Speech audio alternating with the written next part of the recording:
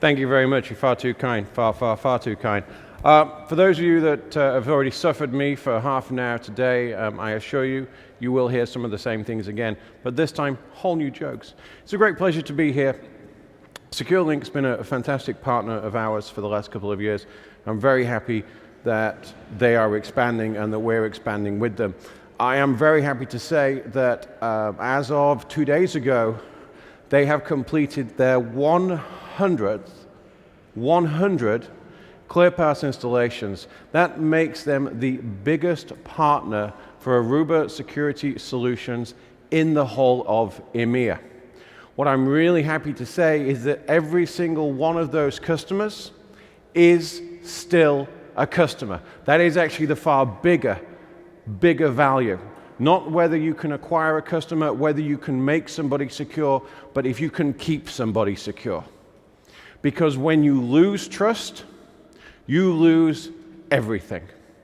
Now, that's the good and the bad. Let me talk about today and my magic toasters, because everyone wants to know about my magic toasters and my smart kettles. We are at an interesting point in history. A history that is being defined by people and by technology and by process. IoT is brilliant. I was recently with a large brewing company. They have saved $3 million in the past 2 years using a humidity controller and a leak detector. They have hundreds of these things. They cost 12.5 euros each. The total investment is less than 50,000, but they have saved millions. But they have other devices in their network, which they're not aware of, that may not be contributing to their bottom line, but are taking resources in terms of management time and creating risk. Gartner define IoT as a device that can sense and communicate. I always ask my customers, does your boss consider your smartphone to be an IoT device? Because we trust people, and by nature we trust their device. But my smartphone is as capable as my laptop. And my laptop, when it's in a good mood, is running Metasploit for good purposes. But it can be running Metasploit for bad purposes. And you don't want to be on the wrong end of my laptop. The number of devices is growing exponentially, 70 billion devices by the end of 2020. What is interesting in here, though, is not the ubiquitous, the thermostats, we used to call them control system tools. It's the specifics. In December of last year, the light rail system in California, in San Francisco, Muni, was compromised. Not the trains, not the signaling system, but the passenger display information boards. Messages appeared on them saying, the next train is being run by a terrorist. Please email $13,000 in Bitcoin to this email address. No one's life was at risk. But until 30 seconds ago, did any of you consider passenger display information boards to be IoT? Not many people do, and they didn't either. The problem is that those devices that had been taken control of were trusted by the business. They could have become VPN pivot points for creating more and executing more vulnerabilities in the greater enterprise. And that is the problem. We allow things into our environment that we do not understand. The Dynatech, the cameras, the use of an IPTV camera to make spurious DNS requests. For those that saw my session earlier on, don't worry, I'm not repeating it. What's really interesting is that the person who exposed the Miro attack was Krebs on security. If you, by the way, are security professionals and you are not subscribed to Brian Krebs' security blog, then you also need to fill in an Uber driver application form, as you cannot be a security professional unless you're reading Krebs' blog. I'm not clever, I'm not intelligent, I'm repeating everything he reads and everything he writes. The man's a genius. However, he was actually the first target because he was going to expose it. What do you do if you want your wife to stop screaming at you? You get in the car and you drive away. That wasn't an option. What they did is they attacked his infrastructure, his blog. Akamai, who acquired Prolexic, and I have nothing but profound respect for them, a good friend of Paul Supp, one of the founders, they couldn't stand up to the volume of the attack. This was the biggest DDoS attack since Project Arbabel 3 years ago.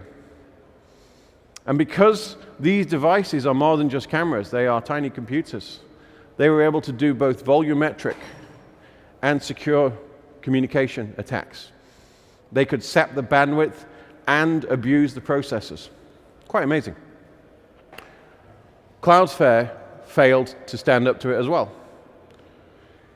Google stepped in. Google's security team recognized how important it was that information on this vulnerability, given the number of system boards that these devices, the system boards in these devices there were, they're in DVRs and all sorts, stepped up and said, you can use Google. Not Google Cloud, not the Google Cloud that you and I can use. No, no. They hosted Krebs's blog on the google.com search infrastructure. That was the only thing that could stand up to that scale of attack. And it's a testament to Google, not a partner, no affiliation, that they provided the resources to make sure that the information on these vulnerabilities was available. Now, at the same time, I had a lot of advertising going out on Krebs's blog at the time, and I was a beneficiary of this attack because, although ultimately we went through our page counts really quickly. It's a good problem to have. But they ultimately managed to take down Dyn.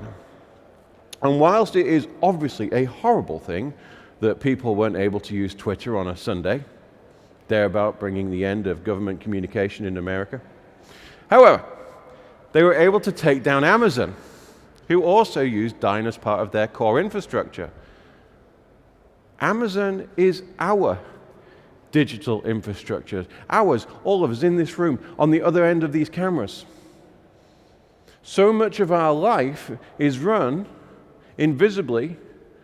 I suffered because of this. I suffered not the loss of Twitter, the loss of Netflix. I wanted to spend that Sunday morning with my wife and my newborn daughter, just watching The Crown and relaxing, some good quality British TV available in California. Because Netflix went down, I had to watch Hollywood Wives on Bravo. You talk about loss, I'll tell you about loss.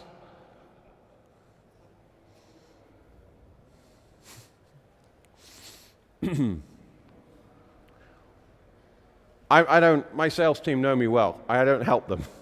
I don't help them sell product. I'm here to advise you. I was formerly the director of security for Obamacare in California and Kansas. I've worked with military intelligence. I have been at the coalface of IT security. Here's what I want to do today. Don't listen to the stories and the jokes and the product stuff. Don't. I want you to take 3 minutes of your own time and invest it further. Leave the last 3 minutes of my presentation. It's going to be a sales pitch for my network access control solution. Use that time to go to OWASP. Read further on their guiding principles of IoT deployment and security strategy. Okay? It's an independent. If you are not a chapter member, a local chapter member of OWASP, you are missing out. Being able to speak to like-minded individuals who have the same fear as you. If I'm hacked, do I have to become an Uber driver? Okay? This is real things. A couple of weeks ago, I was taking an Uber from the airport to one of our customer sites. I'm fairly sure the former CISO of Target was my driver. Invest your time in understanding how other people have faced the same problems that you do and how they solve them.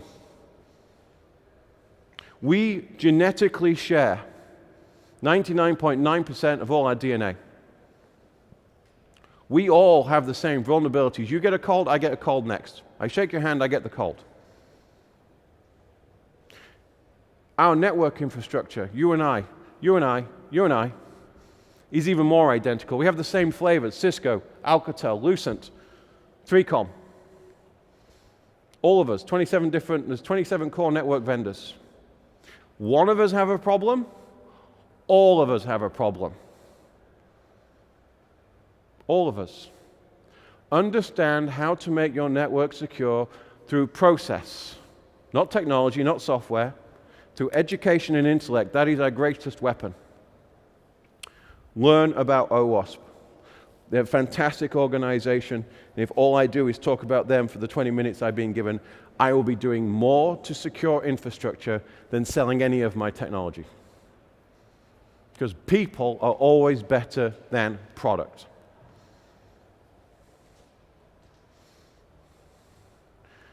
When IoT fails, it can do so spectacularly. Home Depot was a classic case where IoT was being used to save a lot of money. They had outsourced the monitoring and servicing of their HVAC system. I live in Sunnyvale, California. During summer, the average temperature is 98 Fahrenheit, slightly warm. In North Dakota, I believe sometimes the temperature gets above 3. And so they have double doors for the reason, to keep in the warm air and to keep in the cool air. As a consequence, it's important to them to make sure that their HVAC system is running to its maximum efficiency. It's a huge cost. Well, that's great, except that because of compromise, their PCI network, that would protect all the credit card information, was accessed. They managed to jump the network from the service provider environment into the PCI network. And as a consequence, a lot of people lost their credit cards. Now, I'm here in Europe today. I don't have to ask if anybody lost their information to Home Depot or Target. I'm just curious, did anybody lose their credit card information with Ashley Madison? No? No one ever says yes to that question. Strange.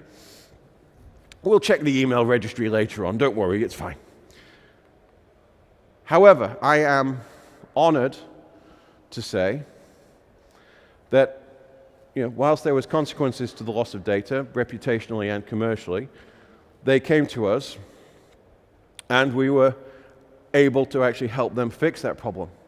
What I'm really happy to say is that it wasn't our network. It was one of my competitors' networks, end-to-end, edge-to-edge, wired and wireless. 2,183 stores, corporate network, data centers. None of it our infrastructure.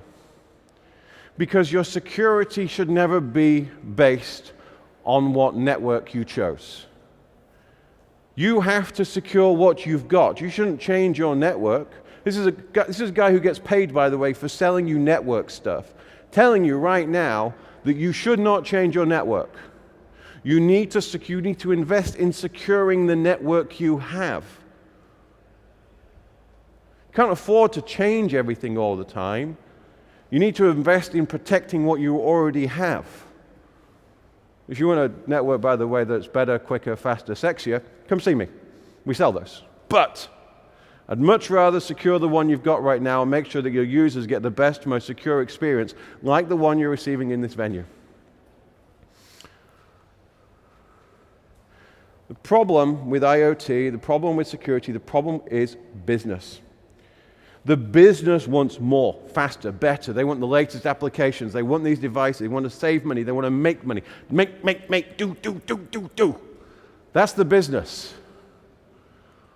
But when it goes wrong, when the brown doo-doo hits the proverbial fan, it's not the development director who demanded that these things be installed that becomes a Lyft driver. See, I can play both sides of the fence. No. It's the guy who's responsible for security. Security failed. It's never the network guy who plugged all that stuff in. Oh, you want me to plug it in? Yeah, sure, all right, I've plugged it in, yeah, that's all working now. No consequence, no concept of consequence. No, it's the security guy. We refer to them as red shirts. Everybody here is familiar with Star Trek. It's the red shirt that dies first. You don't want to be the... James Kirk never got shot and died. Oh, a flesh wound. And then the nurse would kiss him better. No, the security guy in the red shirt, vaporized. Slightly worse than being an UberX driver. You have to take ownership. You have to win this battle. You need to make your leadership, your business management team aware of consequence. Somebody has to decide what goes on the network. And it's far more effective when it's a security person that is the arbiter of good sense, because we understand consequence. We hear the story, we read Krebs's blog, and the more people you get to read his blog, the more people that are aware of the OWASP principles, the easier your life gets. How are you going to do this? Simple. Profile everything that connects to the network. Know what is connected and what is connecting to the network. And if it's good, let it on. If it's not, don't. I know, really simple principles, but remarkably effective. Understand your infrastructure. Understand what you're trying to protect. Your infrastructure, the applications, the environment. And then define a policy that decides what can connect to what. I know it's remarkably simple and simple-minded, but it's actually very effective. The best policies are. Create a policy that says only this person with this device can access this infrastructure at this time of day, and only if that device is virus and malware free. If you do that, life is simple. It sounds complicated, but we've done deployments like this to organizations like our own with 338,000 people in less than 3 days. SecureLink have done 100 of these implementations over the last few years, and like I said, every one of them is good. We need to eat our own dog food. We have got 2,400 people in Aruba, and we found that we had 24,500 devices on the network. We didn't know what was connected and connecting to our network. We now allow people to only have 5 devices which we know to be clean and healthy. Smart devices aren't all that smart. So you need to make sure that everything authenticates no matter how dumb the device is. And that's what we do. That's what we do. That's what ClearPass does. Our network access control solution allows you to decide what connects to what. Oops, I missed a slide. How? Simple. Everything has to authenticate. At a minimum, we'd like everything to use 802.1x. I don't care if it's on my network infrastructure, whether it's Aruba HPE. Could be Cisco, could be Linksys, could be anything. But if the device and if the network can't support that, then at a minimum, we'd like to use an SNMP trap. Make sure the device authenticates. We can then assign a policy that says, Mr. Thermostat, you can talk to the HVAC system, but you cannot have a conversation with the toaster in order to get the bank details. The bank details have to stay secure. But if we can't do that, we'll use a captive portal. And then you can analyze the device, get a fingerprint, and assign a policy to it. That's important for another reason. It's really easy to spoof MAC addresses. A long, long time ago now, back in 2003, 4-ish, we got Wi-Fi in Starbucks for the first time. This was groundbreaking back then. You had to pay 30 euros a month for internet access at Starbucks on a plan. Well, I mean, that's just ridiculous. But I was founder of a little startup back then, BJC, and I'm doing this on tape, so if I'm take me to prison, But it was very easy to put 8 devices with the same MAC address onto one account. That's called saving money. It was easy to do that. Spoofing MAC addresses is very simple. But if we profile the device, analyze it, look at its constituent elements, if it's a printer, and we know it's a printer, it will have the function of a printer. It will have the role of a printer. So that printer doesn't start having an incestuous relationship with our PCI network, with our payment processors, or with our SAP system. That is important because things change and things aren't always what they seem. Our partners, Checkpoint, Tipping Point, Palo Alto, they have put together a fantastic perimeter security solution. We are at a point of what I would call peak firewall. Their layer 7 inspection capabilities are now happening in the cloud before they get to you. This is fantastic. That means the new perimeter is your office. It's the open ports in your environment. It's your unsecured Wi-Fi network. And the only thing stopping any hacker getting into your network is your professional donut eater sitting in reception, or the receptionist who can be distracted easily. Every single port in your network is a port into your business.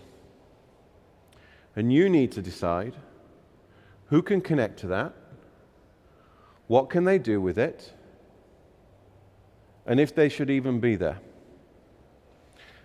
And the one thing, whilst I said people are the best response, the one thing about software, the one thing about technology, it doesn't sleep, it doesn't eat donuts, and it never, ever stops. I hope you will give consideration to speaking to my team who are here, or my team outside on in the real world about ClearPass, our network access control solution. We've done great work with SecureLink. We're going to keep doing that. It's the best investment I've personally made in any partner is the time I've spent with them, and I'm going to keep doing it. Thank you very much for your time today. If you have any questions.